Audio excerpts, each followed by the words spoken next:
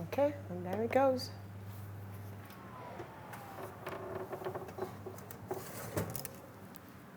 Got our first loaf, looking very good. Second loaf. And now we glaze.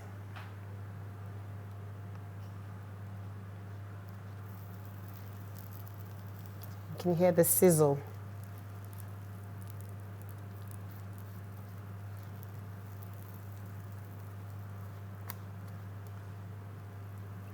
And trust me when I say this is the most delicious thing you will be eating today.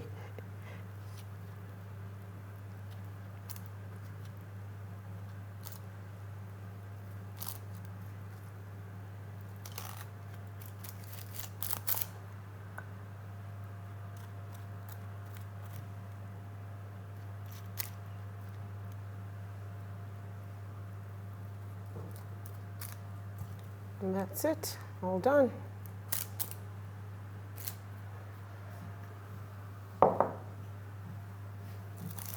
It's still very hot. Just transferring it onto my cooling rack. And let it cool down a little bit more before taking it off the parchment paper.